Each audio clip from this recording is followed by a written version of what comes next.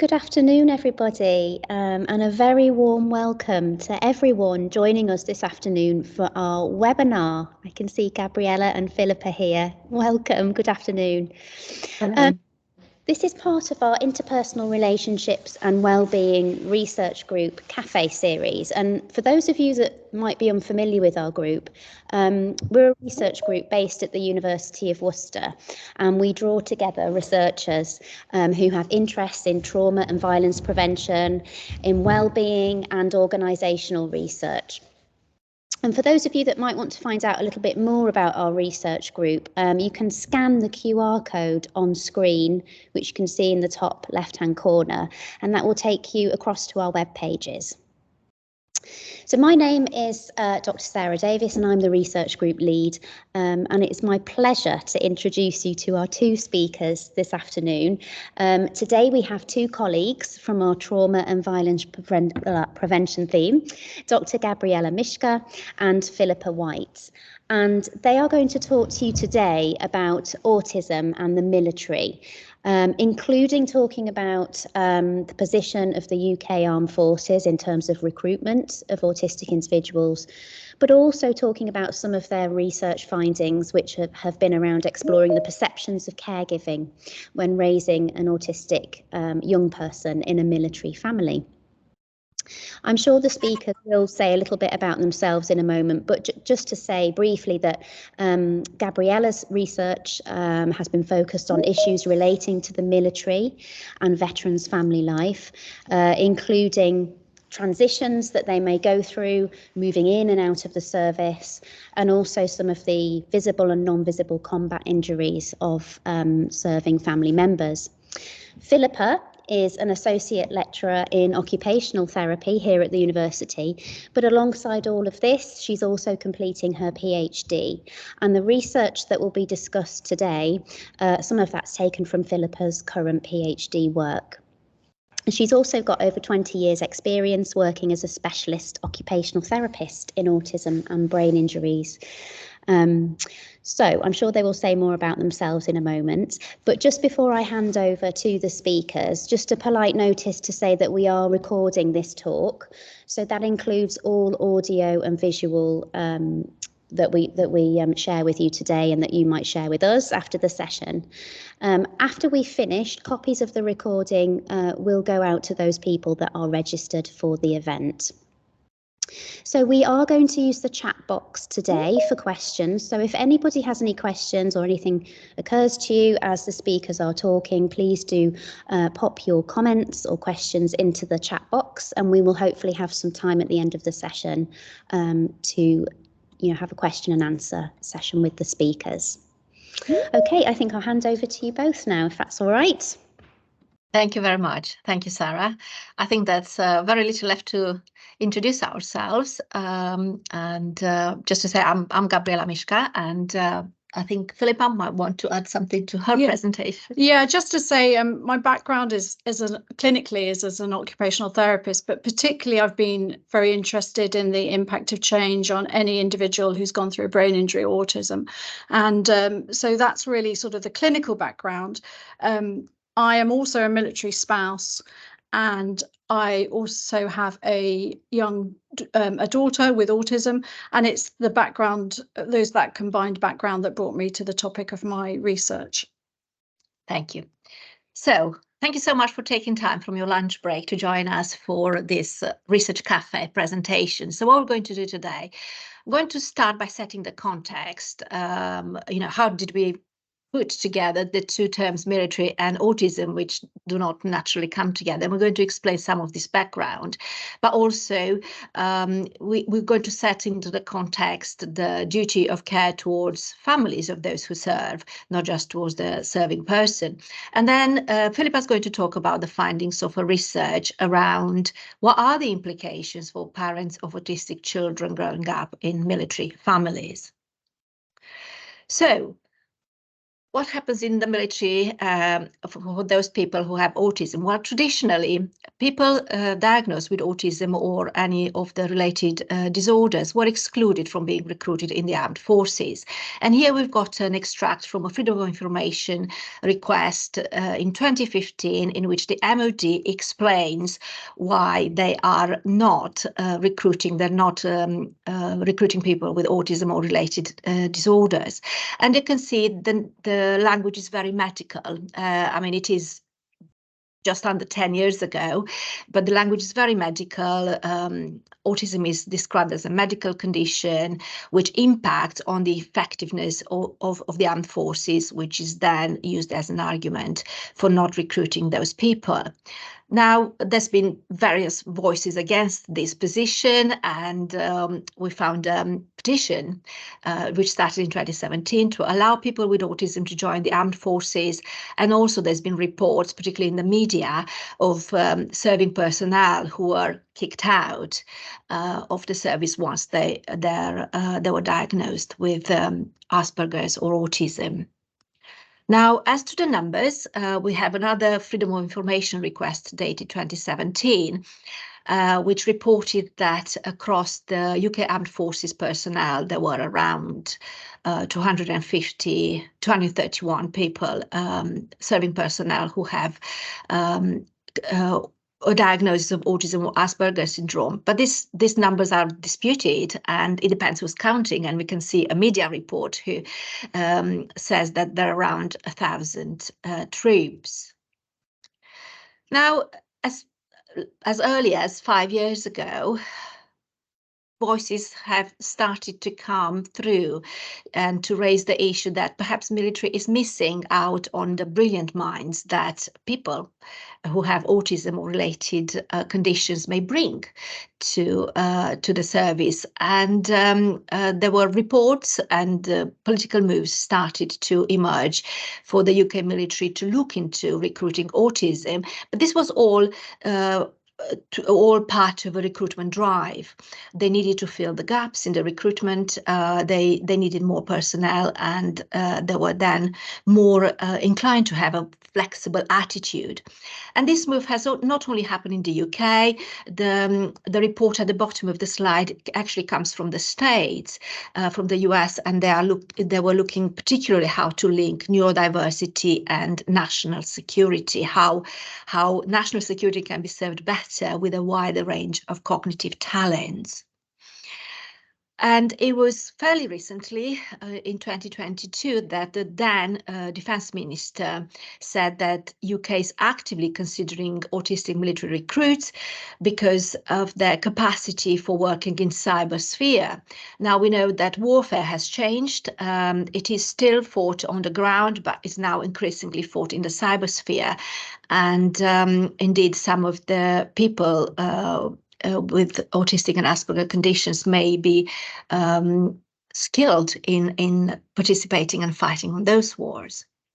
Now, there are some stories of hope, and we've got here the case of former air cadet who has pursued a career in the Royal Air Forces despite having a diagnosis of Asperger's.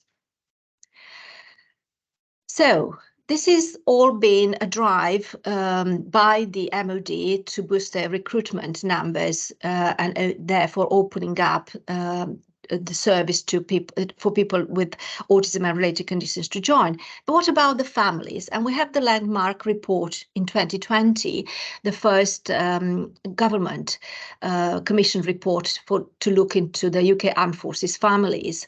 And I've worked there. I've worked on this report together with Professor Janet Walker and Andrew Sellew MP. And the message that we're trying to highlight is that one member serves, the entire family serves, that MOD might wish and might be pushed to recruit a person, but it's very important to retain the family, because not only there was a recruitment crisis, but also lots of the serving personnel were wanting to leave the service because of the negative impact it was having on their families. Now, all this is sort of enshrined in the Armed Forces Covenant, which is the promise by the nation to ensure that those who serve or have served in the armed forces and their family are treated fairly. And therefore, there's a duty of care towards both the serving member and their families. So how about the children with autism growing up in armed forces families? Well, we know that autism has a genetic component, but the relationship is very complex and diverse, and it depends on both environmental and genetic factors. We know that military family life poses particular challenges to children due to its repeat moves, separation, and often with short notice, and this may prove particularly challenging for children with autism. And remains the big question that the research has not addressed yet: what are the implications for parents who are raising autistic children in military families? And I'm going to hand over now to Philippa to talk about her research. Thank you. Thank you. So I just want to sort of link into what Gabriela was saying and talk about, you know, the parental experiences with bringing up an autistic child and the impact of stigma on that. Stigma, as we know, is felt, you know, self-stigma, but also there's perceived stigma, and on the part of the families, often they're very aware of how their autistic autistic young person is being viewed by those around them. And this is particularly compounded in military life. The need to be fit for duty, that the family needs to be sort of fully supportive and helping their serving partner is very key. And when I was completing and thinking about this study, one of the things that I absolutely felt I had to do was to ensure anonymity for the participants. So that was one of the key features of this study, that they could talk freely, knowing that their details were anonymized. So moving on, this study was completed as a qualitative study, and the aim was to gather the parents' views and their experiences of raising an autistic adolescent in a military family. I did it through semi-structured interviews, and I was able to access the military family Facebook groups for special needs. I was very fortunate that I was able to interview 18 participants. I planned to do 2 interviews 6 months apart, but of course COVID hit, and so I had to extend the time period. But I was very fortunate in that all of the participants got back to me, and I did complete the full interviews. The interviews were then transcribed. I have to say there was an awful lot of information. They were lengthy interviews, and all the details were anonymized. And then I completed a thematic analysis of the results. So I just want to bring up some of the context really around the variables that affect these military families. We know from the research in the States that actually they've proven that military families struggle to obtain diagnoses, consistent professional treatment for their autistic children. But equally, we also know that actually if you've got an autistic member in the child in the family, that actually it takes an awful lot of juggling to manage the military moves alongside managing the routines. And these are key issues that we need to consider when I was completing my research. Some of you will be familiar with the deployment cycle, some of you won't be. So what I would like to do is just spend a little bit more time talking through the deployment cycle, but actually talk about it in the context of having an autistic child or adolescent in the midst of that military family. So we start right at the top, the pre-deployment stage, and this is the stage before the serving member goes away. And in that time, the autistic child or adolescent will be thinking around their routines. They'll be familiar with who provides them with care for certain aspects of their day, and they'll be most probably quite oblivious to what is going on in the background, whereas the stay-at-home parent will be obviously having to sort of make plans and start sort of some of the adaptations for the serving partner transitioning away. So when the serving partner leaves, the stay-at-home parent then takes over the household responsibilities. They take over the roles of that the serving partner was doing in the home as far as caregiving, and actually they've got to then juggle a new routine. There's more there's more admin, there's more responsibilities, and equally there can be feelings of socialization and feelings of being overwhelmed. But over time, what happens is that routines set in, and for that family, they begin to cope, and they actually sort of develop strategies and new responsibilities. But then, as the serving partner begins to come back into the home, we have what we call the sort of post-deployment sort of honeymoon period, which then becomes a bit of emotional tension within the home. And for the autistic young person, what they're actually having to do then is cope with a serving their father coming back. They may have a very different view of what their roles were or are now, and equally the stay-at-home parent is then having to juggle both teaching their serving partner new roles, new strategies, but actually also trying to just settle the whole dynamics within the home. So it can be a period of increased tension. So the findings, there were around 5 key themes.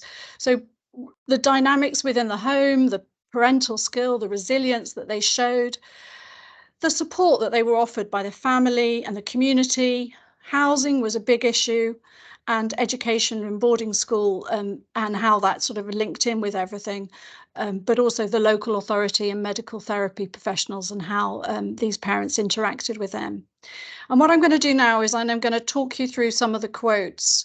I should just sort of clarify that when I talk about mothers, all of the participants in my study were all mothers. They were the stay-at-home parents, but that does not mean at all, of course, that all stay-at-home parents in the military are mothers. There's, of course, fathers and dual serving. So I just want to put that context in, and just to also explain that all the names are all anonymized. So this was one of the resilience quotes that came through from both Ruby and Mary. And I think for me, you know, when I read through Ruby's quote, what that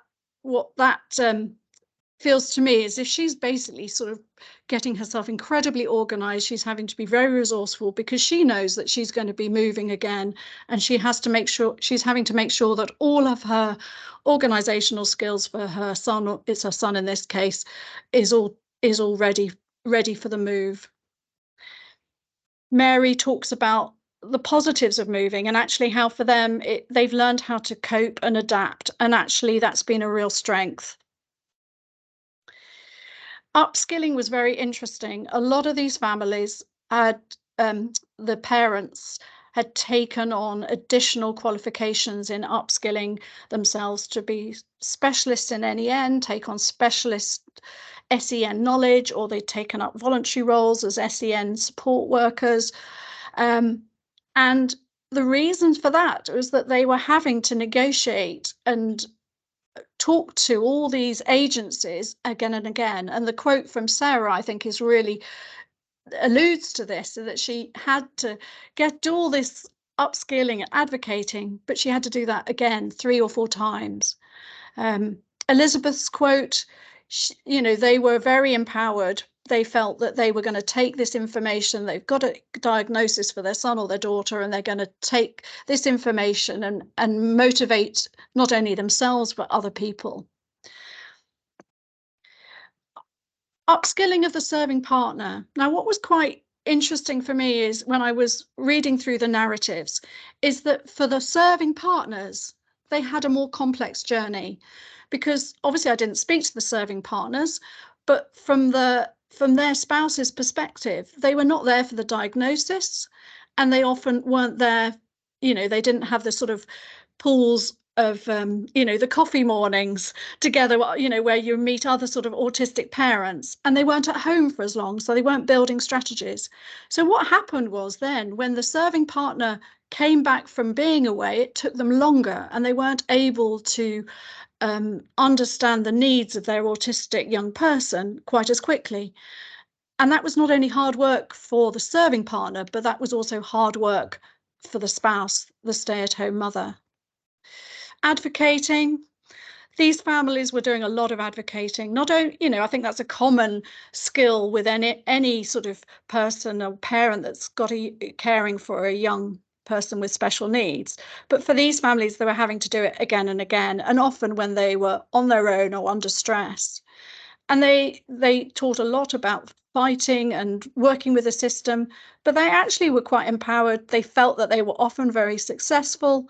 And I love that quote from Harriet, phoned the world and explained our situation. They often had those skills and were able to know who to contact.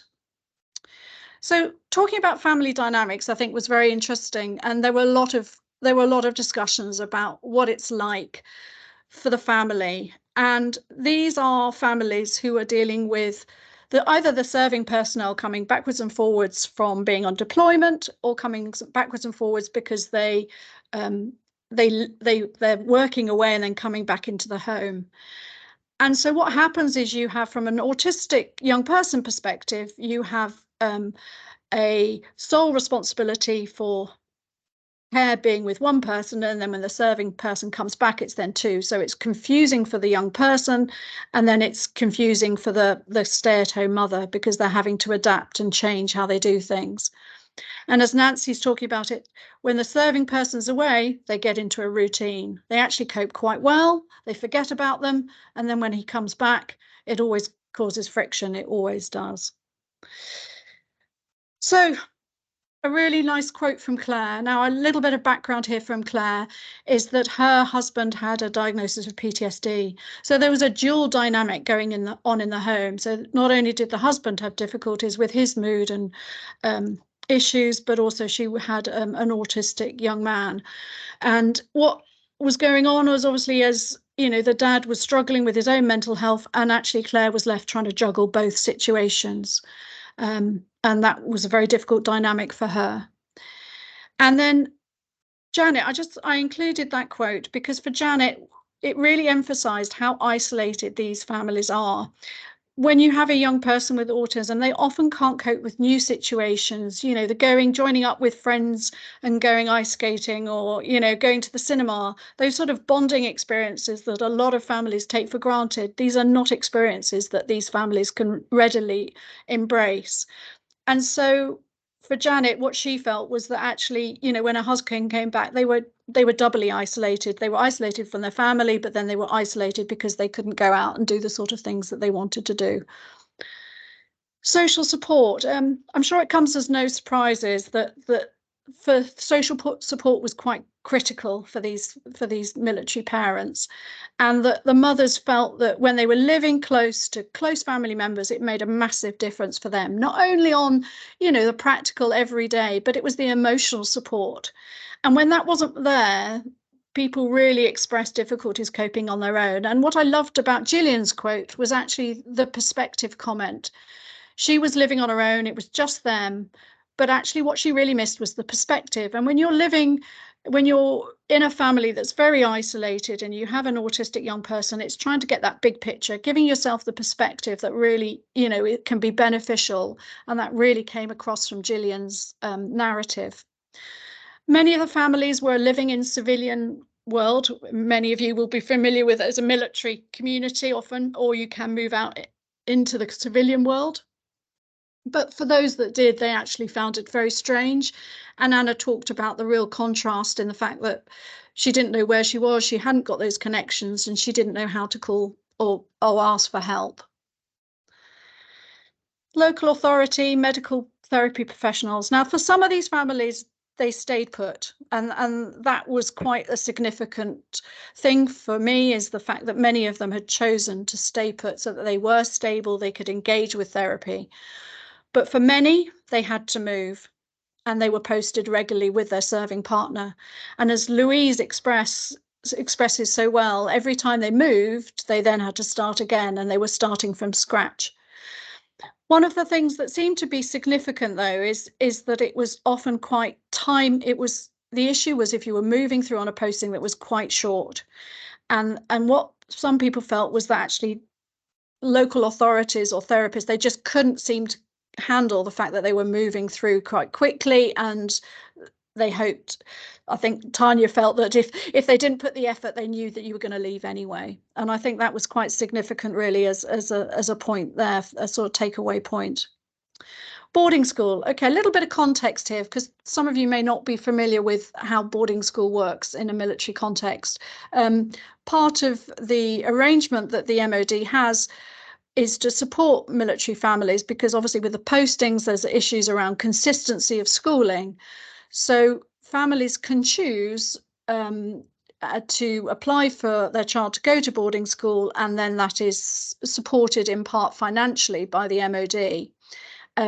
And that's a very big perk if you have a special needs child, because often the schools have inbuilt therapy and are very supportive, sort of therapeutic schools in many ways. So for those families that chose that, it was a bit of a double-edged sword. They recognised, as Sarah says so lovely, actually it was consistency for her. It gave her that consistent thing. So when everything else was moving, it was still the same school, it was still the same people. But the flip side of this was that for Gillian, sorry, missing an L there in Gillian's name, for the flip side of that, when they came back to the home, which because they were moving still, these families, they didn't know the people around them, they didn't have that social connection, they didn't have the sort of social roots to help them sort of move into employment or into social groups. Housing. There were lots of comments about housing. I loved Tanya's comments.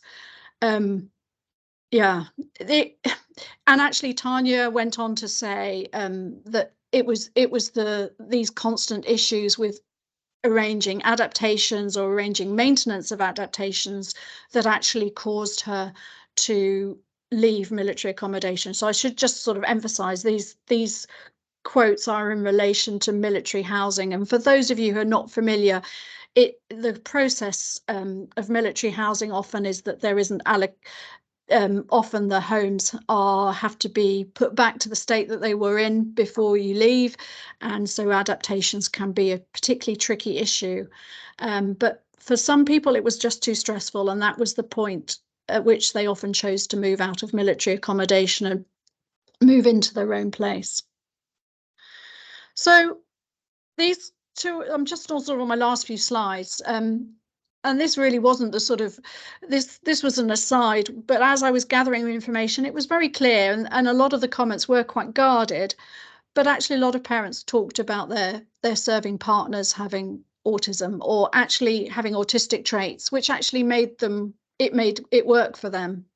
But what was more significant for me as an occupational therapist is actually the great sadness that a lot of these young people, they wanted to be in the military.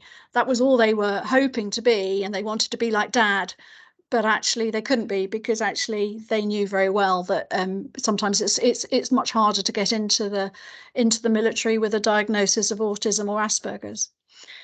And so I'm really in the sort of final stages of pulling together the implications, and so these are really just questions at the moment, and like with many research, you start off with an analysis, but you end up with lots more questions than you started, really. So I'm keen to look at how parents build roots and connections. How does that work for these autistic adolescents if they're frequently moving?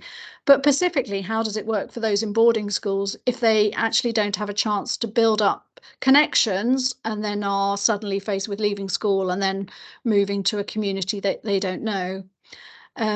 These parents were very skilled often with their advocacy skills, but how can we support them more?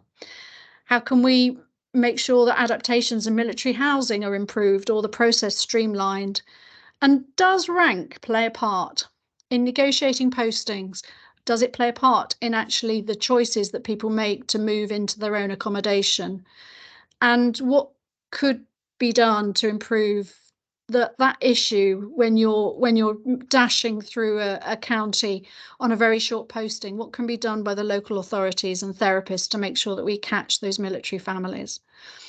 So that's pretty much the end of my research, and I'm just going to bring it back so you can see Gabriela and me. And thank you very much for your time, and we're happy to answer any questions.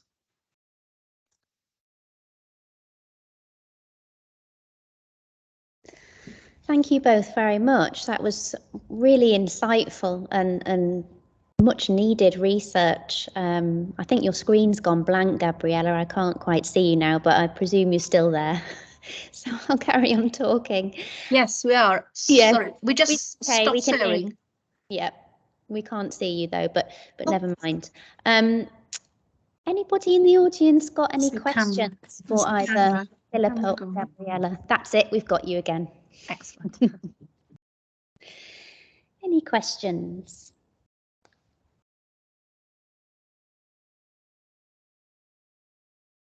Claire, I think Claire, you've got your hand up. I do. Thank you, Sarah. Thank you, Gabriela, and thank you, Philippa. You know, a really interesting presentation, and I look forward to hearing more from you, Philip, about your research. I'm hoping that it's coming to an end now. I think it must be at this stage, because you're raising questions from what you've been doing in terms of the culture of military services. There's two things I'm kind of thinking about now, is that it sounds like the women that you interviewed, I'm just interested in the gender perspective there. Were there any men as carers? Because women are obviously playing more and more of an active role in armed services. So was that something that occurred to you, or is that something that you encountered at all in your research at any time? And the second question is too, I'm really perturbed by this idea about the family being fit for purpose. I think that's a very powerful statement. When one serves, the whole family serves. Everyone is embedded in this military culture, and that stigmatizing of children with autism is very saddening, really. And I wondered, this is part of my second question. You mentioned coffee mornings. How do mothers, who are primarily the main carers, access support? What was their comments about the feedback and the support they were getting through those informal coffee mornings, let's say? Okay, so can I just break down the questions one by Sure. one? Yeah. So as far as the gender, when I made the request for participants, it was the stay-at-home parent. That was what I was requesting. Yeah. And it of the 18 people who applied, I just literally went up until I got 18 people. 18, they were all so it happened mothers. to be, yeah. Okay. Yeah. It was, they just happened to be mothers. Obviously it would have been lovely to have had somebody, a father, but that just didn't happen in this study. And I acknowledge completely that there are, fathers out there who are the stay-at-home fathers. Yeah, sure. The fit for purpose, I don't know whether Gabriela, you want to answer that? Yes, I think the fit for purpose is much more obviously directly affecting the serving person, but there is a sort of a culture that the entire family subscribes to, and particularly when families are living within the communities, there's a definite culture there.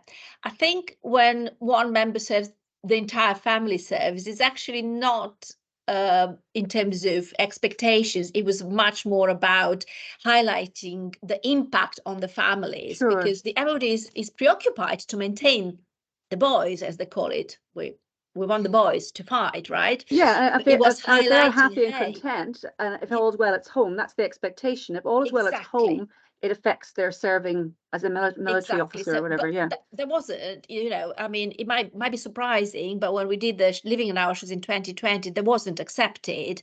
There was still, we just want the boys, we don't care about the families.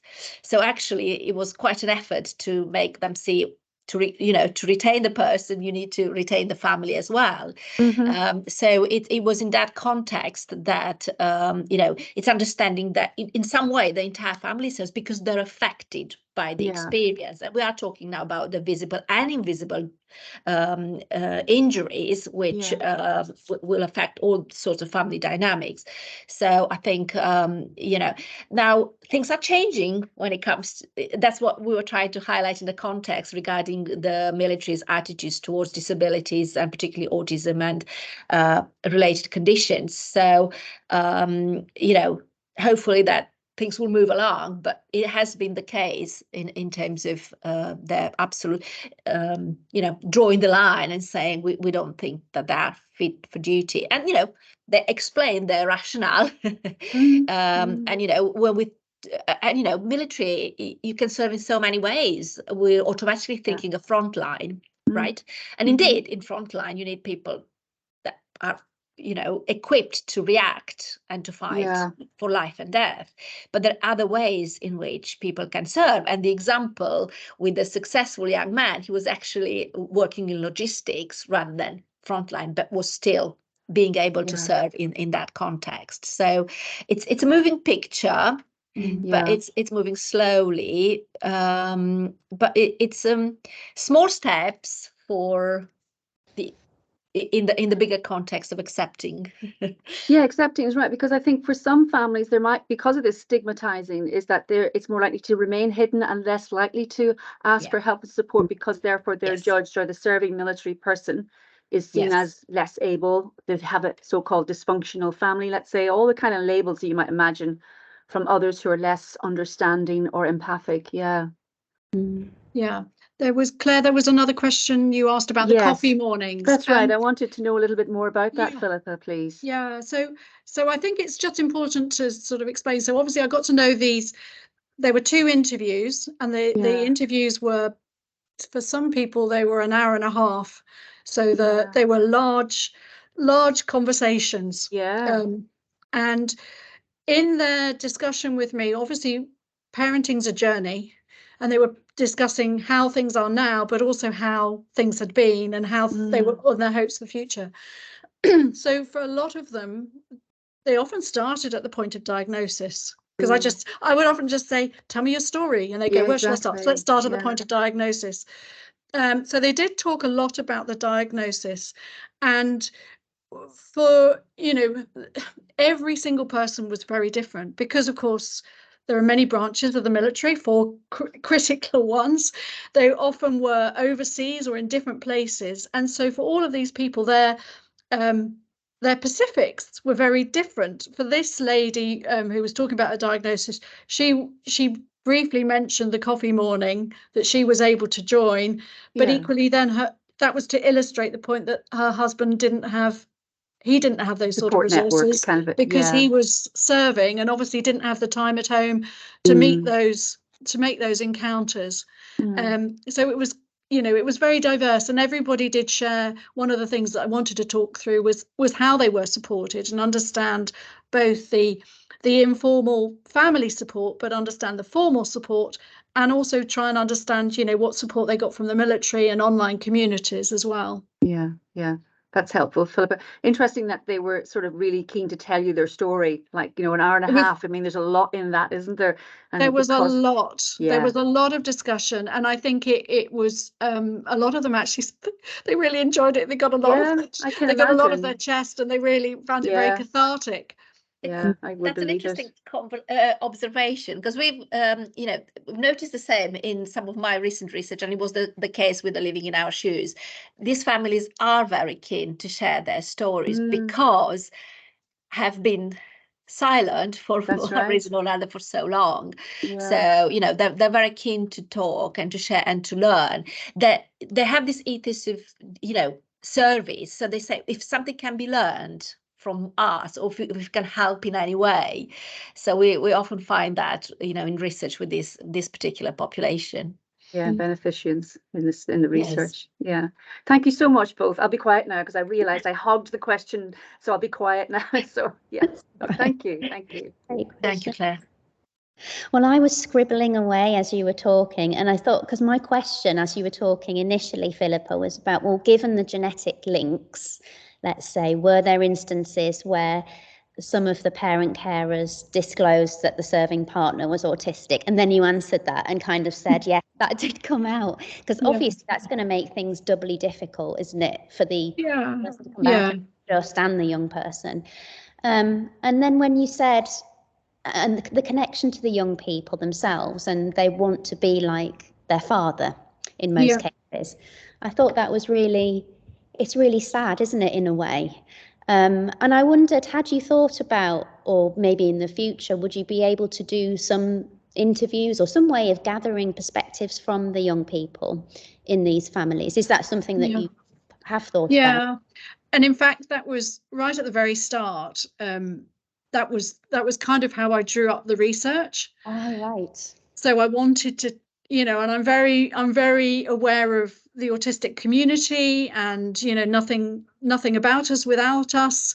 And I very, you know, I suppose that very much at the heart of being a clinician is you involve the people that you're doing the research on. However, the overriding thing for me also was the ability to participate in this research anonymously. And I felt that actually what I was asking of these autistic young people was to meet with me. I actually didn't show my screen. We did it on Teams, but we didn't do it with a video. So they were having to meet with me on a Teams link that was blank. I wasn't able to meet them face to face, and I was asking complex questions about, you know, what had happened in the background around the military. And I actually just felt sort of my ethical clinical view, it was unfair. I was asking them to engage in something that it was going to be quite challenging. But equally, I suppose, you know, my reflective logs will show that actually it was something that I still feel very passionate about. And if there's a way I can do it, I'd love to do it. Yeah. Totally. To think maybe, some sort of creative methodology. I had lots of ideas. I was going to do, you know, photo options and things like that. But it was just, how do you, you'd have to meet with them. You'd have to really meet with them face to face. And I didn't meet these participants. I suppose that's the other thing as well that I suddenly thought, do you have any sort of an indication of how many families there are with autistic young people with military parents? I mean, is that even known? I'll have to look. It's a bit of a grey area, if we're honest. I think, Gabriela, we don't even know how many children are growing up in military families, because again, the stats are not always clear. This is not always, you know, and because of the frequent moves, so it remains, you know, a hidden population within an invisible population, as it were. But I think it's started to be more talked about and people becoming more aware, because it appears that the military family lifestyle, it's almost opposite to what these young people need to facilitate their optimal development. The constant move, the constant, you know, parents in and out, the change, it's quite detrimental.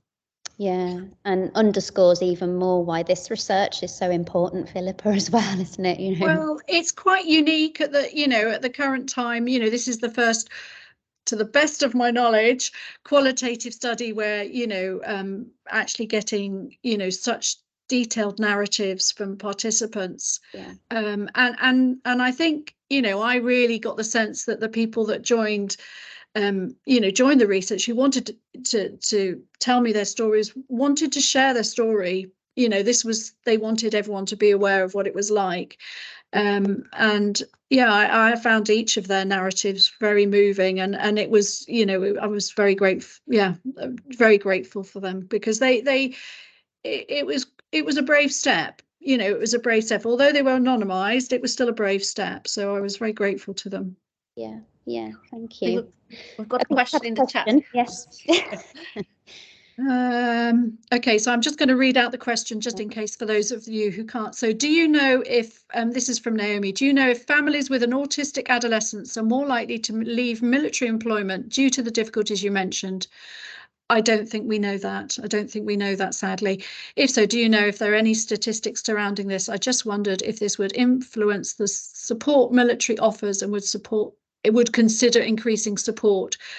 That's an excellent point, and this is, I think, also why this research is so critical, because actually, you know, although I don't know the numbers, you would kind of think from reading some of the stories that actually, you know, it most probably is one of them. It most probably adds to the stress and the pressure that these families are under, but I don't know the statistics, and I don't think there are. No, I don't think there are. They're not the statistics that MOD will want to pursue. Is there another question? I can't see. Thank you, Naomi. Naomi's just added that was interesting. I think some people are typing, so we might just hold on a couple of minutes for people to gather their thoughts. But I guess this is something that potentially also this population within a population could increase as well over time, because we know, of course, that the diagnostic system and the referral approach and everything is changing, particularly to try and pick up young people earlier, females with autism who often go undiagnosed for a long, long time. So there's a lot of shifting, isn't there, I guess, with this particular area. So yeah, and I think what, yes, I mean, the autistic community and the neurodiversity community are really pushing on helping understand the complexities and the benefits and the you know, the things that can be achieved. And I think, you know, that's helping drive some of the initiatives and some of the conversations that are happening. So I'm hopeful, you know, this is going to be a topic for conversation for people moving forward for quite a while. I can just see some, I'm just sorry, Gabriela, can you just scroll up a bit? So Deborah has added it's basically a list of support. So, you know, if there are people that might need. So Deborah has kindly shared a list of, you know, potential supports. And I think you are aware of the fund. Yeah, no, the Forces Additional Needs and Disability Forum. I mean, I didn't have time, obviously, in this presentation to go into that, but that is it's a group run by families who have additional needs children, but they have also commissioned their own sort of research and done some studies themselves, and I obviously be referring to those in my research. But they run a conference once a year as well, and they sort of are flagging up with all of the branches of the military, you know, all the specific needs that these families do have. So I think there's also the SAFA support. Yes, there's the SAFA. I'm sure everyone's familiar with SAFA as an organisation. They do have additional needs and disability support. And then there's a comment from Kay. The rank issue is interesting to explore further in terms of support offered as being an ex-military spouse. Hi there, Kay. As being an ex-military, your rank affects a lot of what you were able to access. Yeah, rank was an interesting one. I didn't want to gather any details about the rank because I wasn't really interested in that. But rank did come up. And I think it came up for two reasons. There was a discussion from a couple of participants that they actually felt that because of their husband's rank, they were more able to negotiate postings. They most probably had sort of ways of finding out what was potentially going to happen. So there was perhaps they were perhaps given a heads up on postings, things like that. But there also was I can think of one participant in particular whose rank, her husband's rank, that meant that she, you know, they were just moving all the time, and actually, you know, there was no alternative. Because it must have been a high flyer. They were moving, and they were moving, you know, long distances and moving through very quickly. So I think rank is an interesting one, and almost that's another whole PhD in itself. So I most probably won't be likely able to touch on it but it was brought up by some of the participants. Thank you. And thank you very much to everybody listening for your comments and questions. Kay's just saying thank you there in the chat. And I think that's almost perfect timing as well, coming to the end of our talk. So thank you very much to Gabriela and to Philippa. An excellent presentation, and just a reminder to everybody registered that you will be able to access a recording of this afterwards, so you can watch back, and particularly if you're interested in those links that have been posted as well in the chat. So thank you very much indeed.